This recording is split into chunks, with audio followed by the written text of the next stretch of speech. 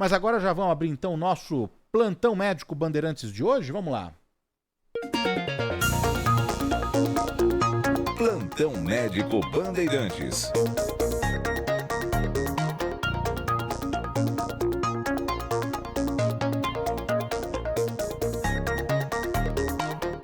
Muito bem, abrindo aqui o nosso Plantão Médico Bandeirantes de hoje, recebendo a endocrinologista a doutora Adriana Moretti. Tudo bem, doutora? Como vai? Seja muito bem-vinda, prazer enorme, hein? Bom dia, Danilo. É um prazer enorme estar aqui com você nesse seu programa e para falar justamente de um assunto que eu sou apaixonada, que é o diabetes.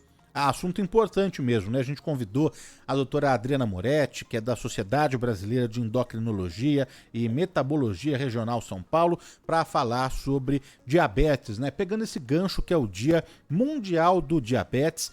E queria saber, doutora, eu sempre começo aqui pelo começo, não é? Afinal, o que é o diabetes, né? Essa doença que atinge aí aproximadamente 20 milhões de brasileiros, hein?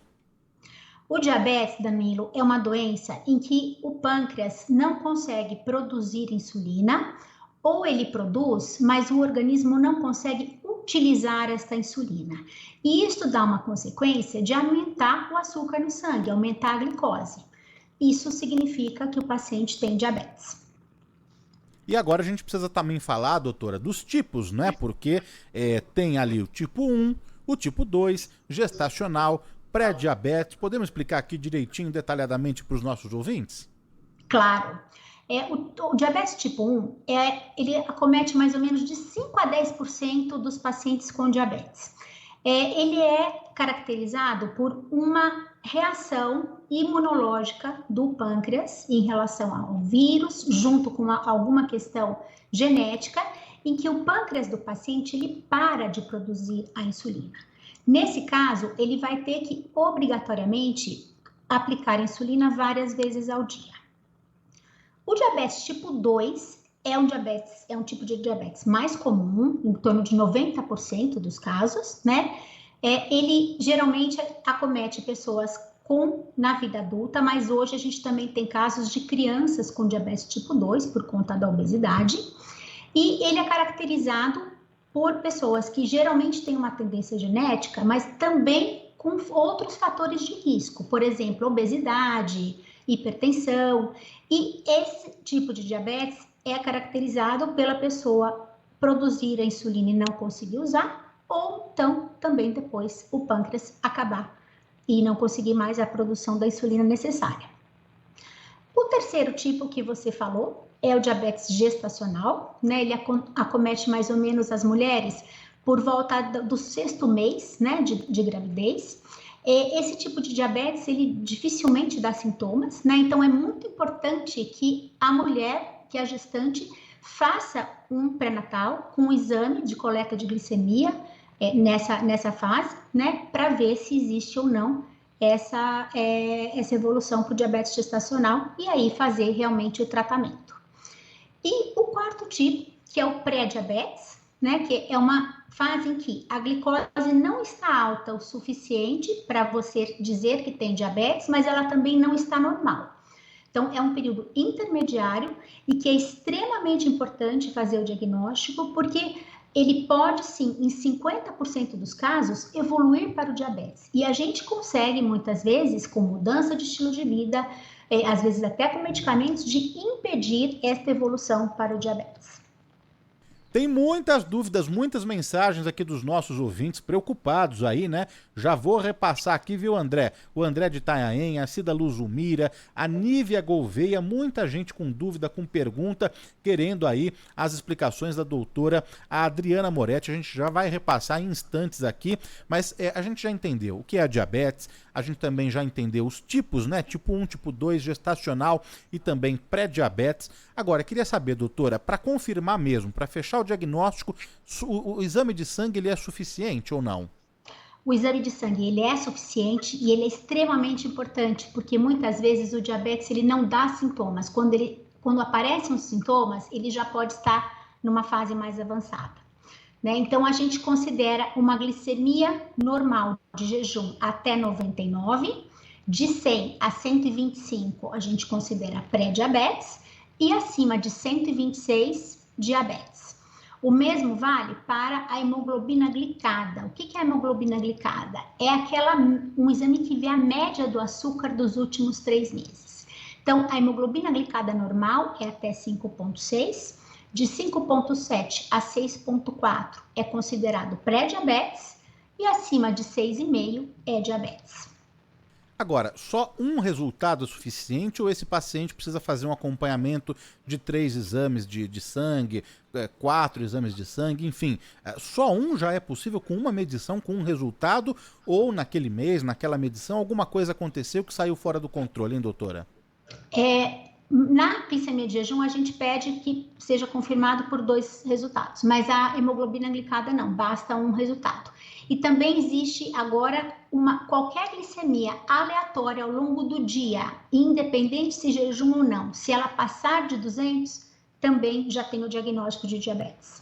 Agora, eu estava lendo, né, os riscos, né, os vários riscos de quem tem diabetes, né, tá sujeito, né, tanto doenças cardiovasculares, infarto, AVC, problemas renais, interferências, né, na visão, mobilidade, surdez, tudo isso está relacionado com diabetes, doutora? O diabetes, ele traz uma série de complicações, né, e por isso que é tão importante, Danilo, a gente fazer o diagnóstico precoce e fazer o acompanhamento, porque ele é uma doença que não tem cura, mas tem controle, né? E hoje, com medicamentos mais modernos, com novas tecnologias, a gente tem que realmente pedir para as pessoas cuidarem para evitar todas essas complicações que você mesmo disse.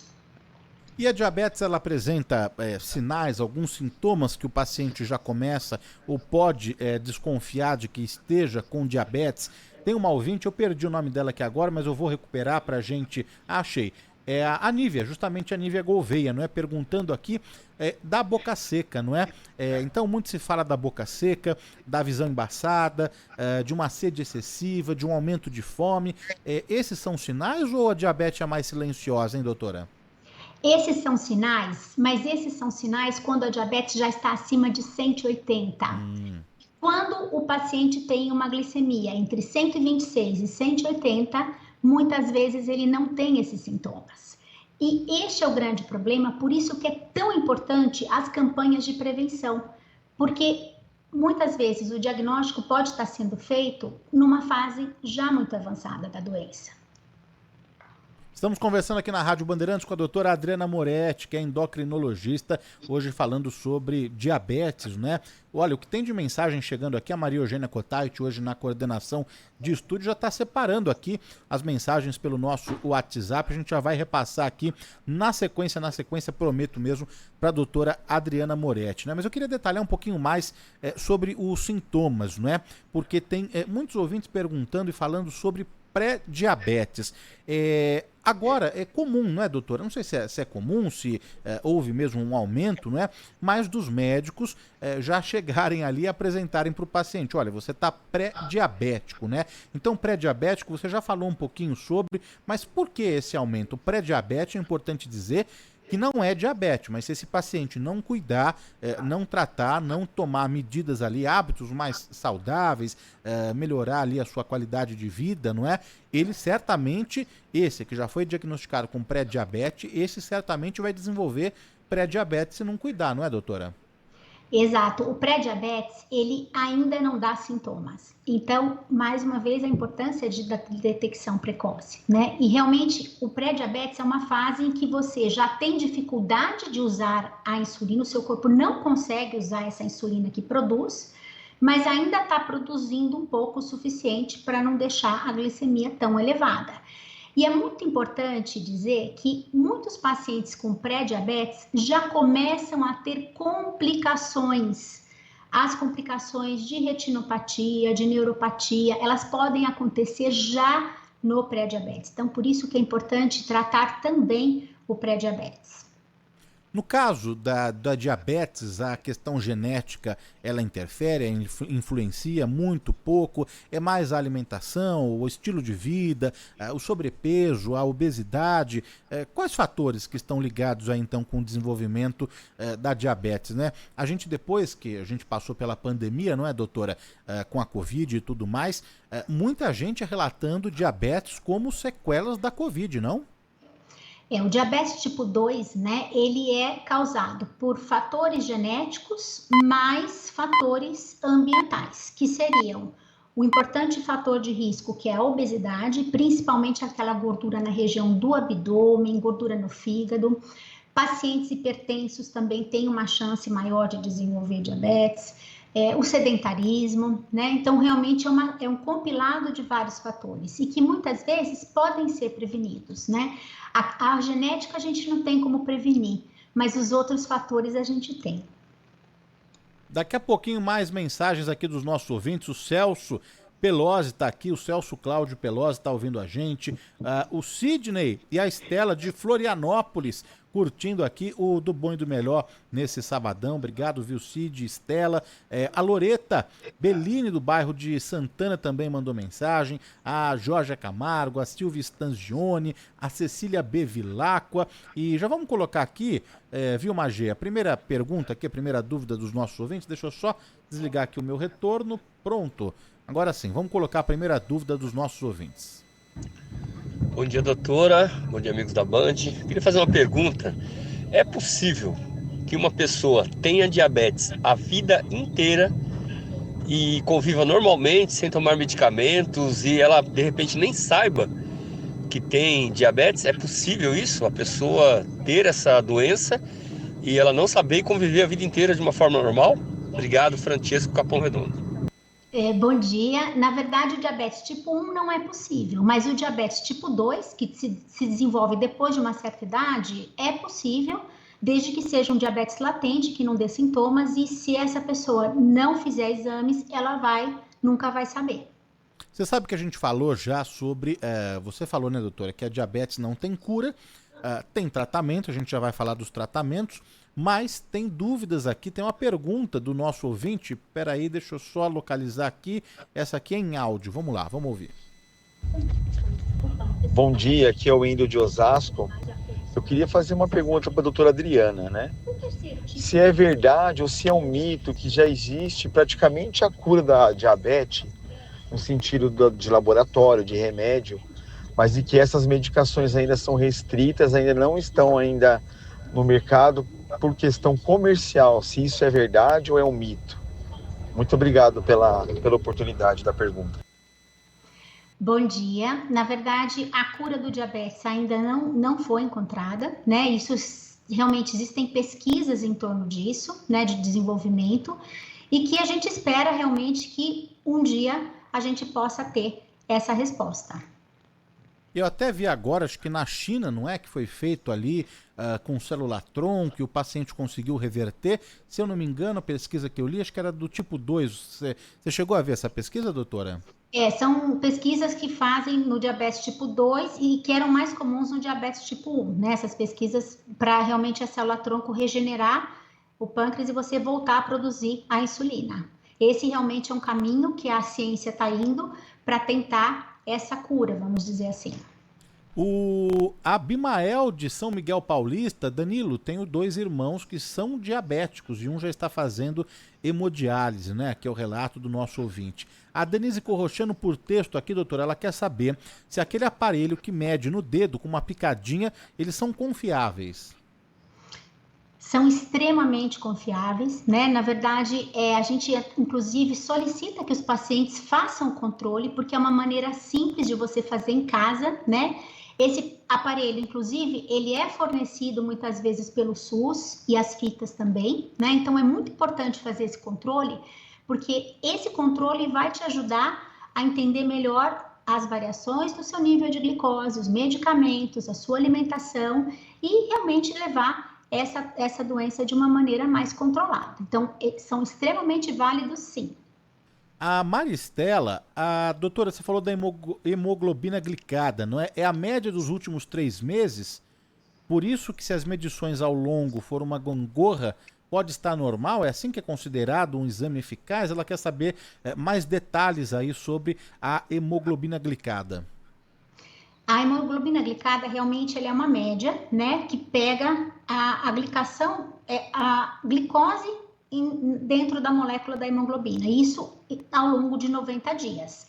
Realmente, ela pode haver variação, tá? Por isso que existem os valores que a gente coloca em normalidade, pré-diabetes e já diabetes, né? Então, por exemplo, uma hemoglobina glicada acima de 6,5, ela já é diabetes.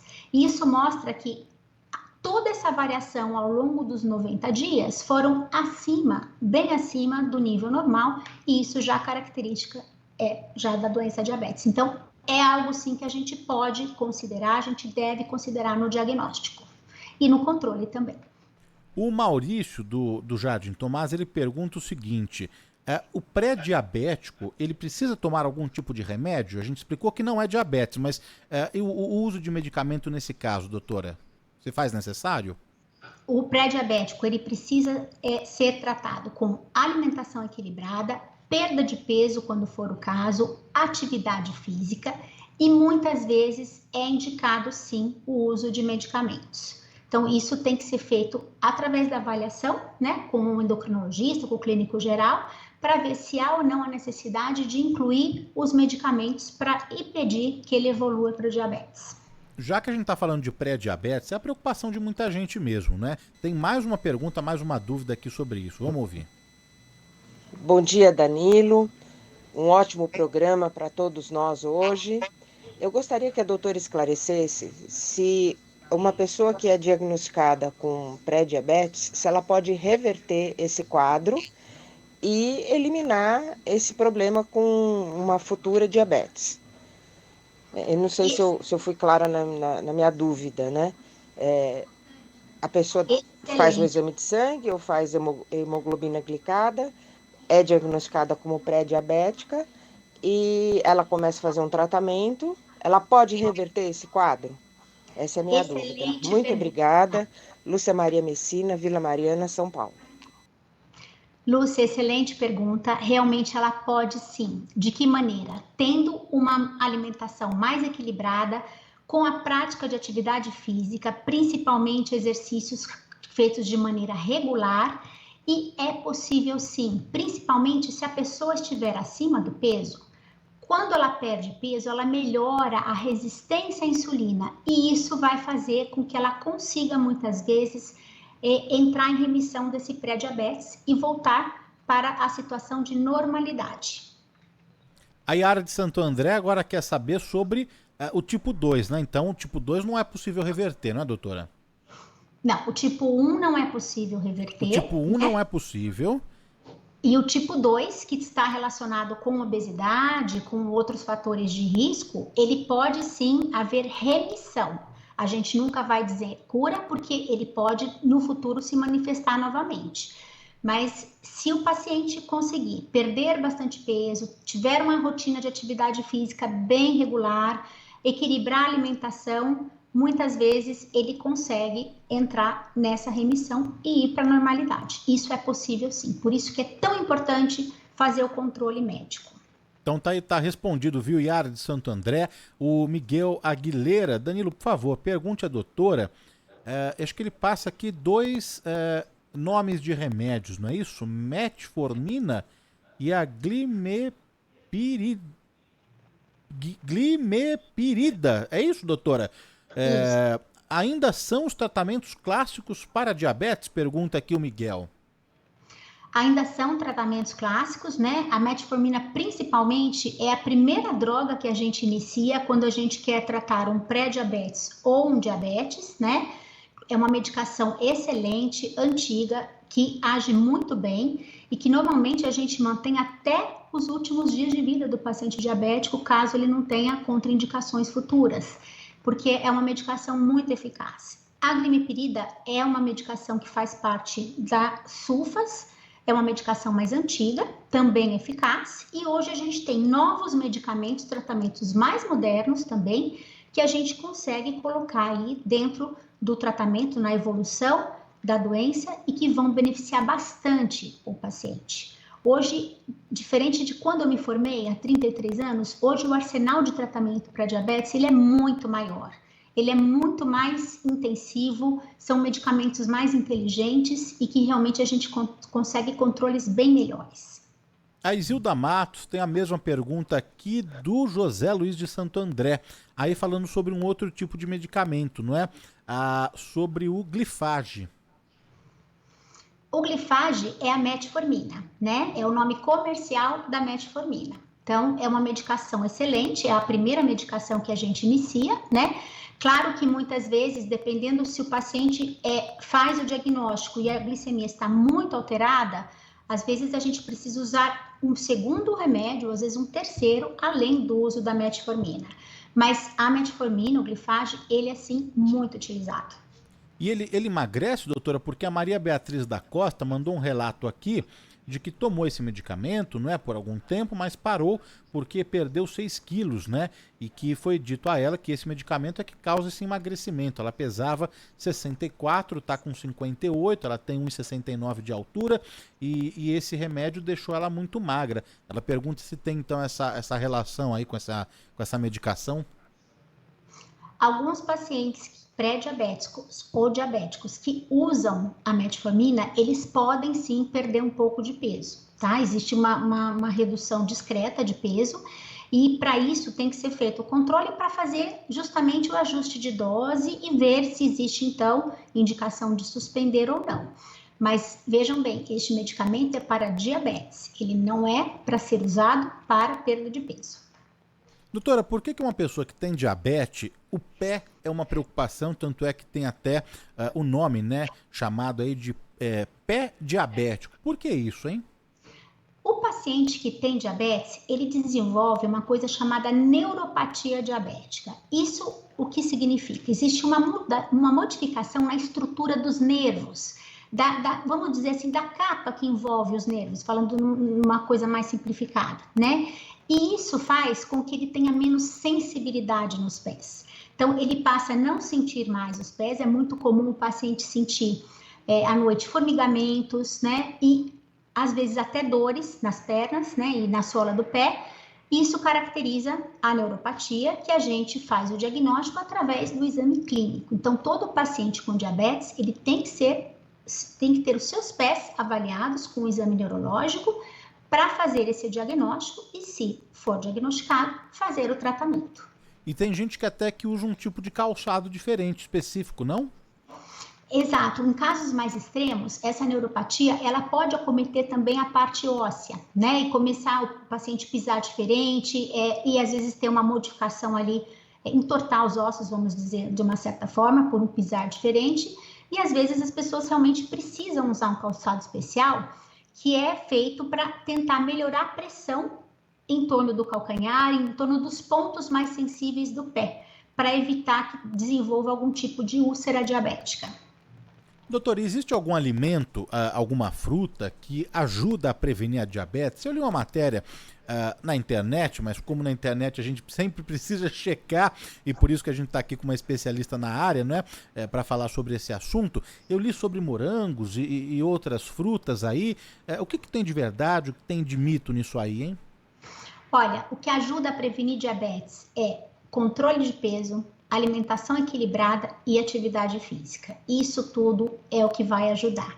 E o oposto também é verdadeiro. Muitas pessoas acham que o diabetes é causado porque a pessoa come muito doce. Não, ninguém fica diabético porque come muito doce.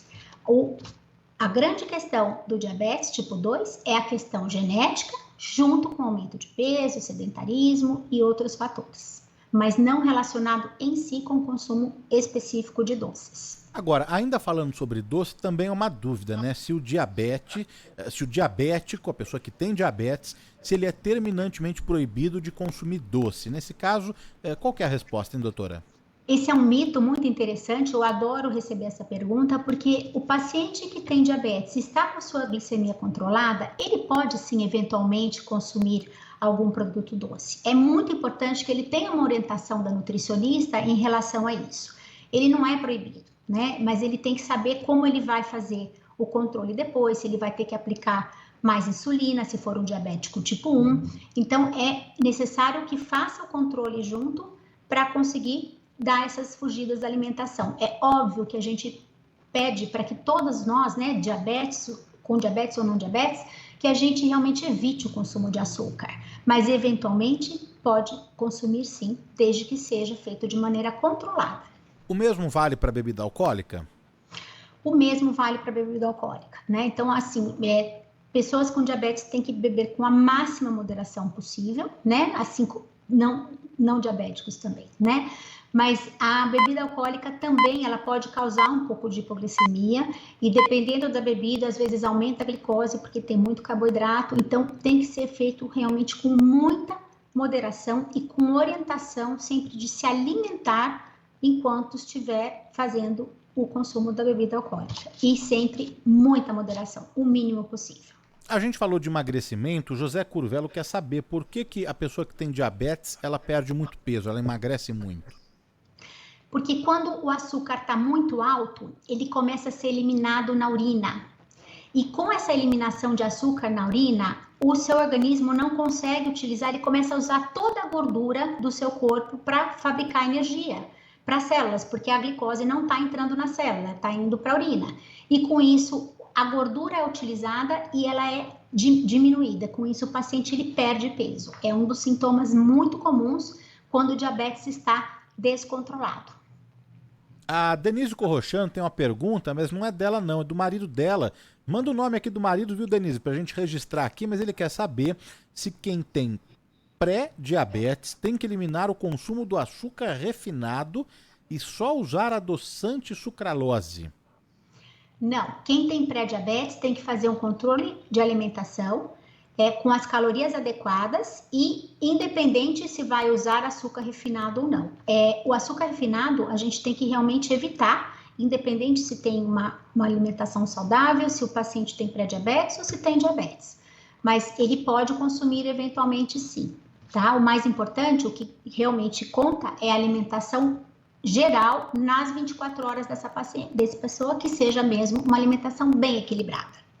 Estamos conversando aqui na Rádio Bandeirantes com a doutora Adriana Moretti, que é endocrinologista, falando sobre o Dia Mundial do Diabetes. Tem muita gente aqui conosco na audiência, não é? Registrar aqui mais da participação, o Pedro Edmundo, o José Eustáquio de Oliveira, o Celso, já falei aqui, o Júlio César Francisco Silva, a Margarete Pulido, o Romeu Mota Castanha, tá adorando aqui o programa, o tema de hoje do nosso plantão médico. A Denise mandou o nome do marido que fez a pergunta, é o Cláudio Oliveira, então tá registrado aqui o Cláudio Oliveira, não é? O Abimael, ele volta aqui a fazer uma pergunta. Doutora, quanto que é mesmo a glicemia da pessoa em jejum? O normal da glicemia em jejum é até 99, de 100 a 125 é pré-diabetes e acima de 126 é diabetes tipo 2. O Roberto Donizete de Mal, ele falou assim, falou-se dos doces e bebidas alcoólicas, né? Mas e os carboidratos? Os carboidratos, eles devem ser consumidos pelo paciente com diabetes com mais cautela. A gente sempre dá preferência para os carboidratos integrais. Então, por exemplo, pão integral, arroz integral. Por quê? Porque o carboidrato integral, ele faz dar um pico de insulina no organismo um pouco mais lentamente. E isso não faz com que a glicose suba tão rápido. Isso é muito importante, né? Que seja feita essa avaliação com a nutricionista.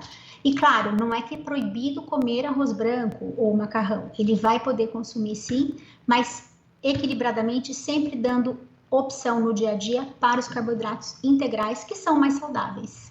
Doutora, a gente já foi tirando aqui várias dúvidas, não é? Mitos e verdades, mas a gente não falou ainda sobre os tratamentos, não é?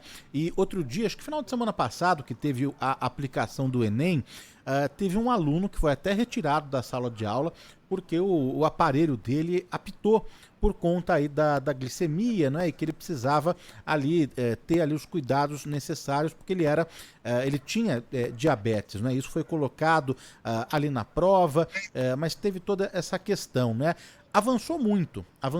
Hoje não é só a insulina, não é só a injeção, você tem vários tipos de mecanismo, aplicativo, o celular que apita, o relógio. Queria entrar um pouquinho nisso, né, sobre esse avanço aí da ciência, da medicina e os tratamentos disponíveis hoje. Perfeito, né? Como eu disse, eu tenho 33 anos de formada e realmente o cenário da pessoa com diabetes hoje é muito diferente de 30 anos atrás, né? Porque hoje as tecnologias são diferentes, as insulinas são melhores, elas imitam mais fisiologicamente o que o pâncreas faz, os medicamentos são mais avançados também, e essa questão da monitorização com o sensor é algo que é muito prático, né? Principalmente para uma pessoa que está ali numa prova que dura 6 horas, se ela não pode ter queda de açúcar. Uma grande preocupação da pessoa com diabetes, principalmente diabetes tipo 1, é ter a hipoglicemia, que é a queda do açúcar. Porque isso pode gerar tontura e muitas vezes a pessoa pode até desmaiar, em casos extremos entrar em coma.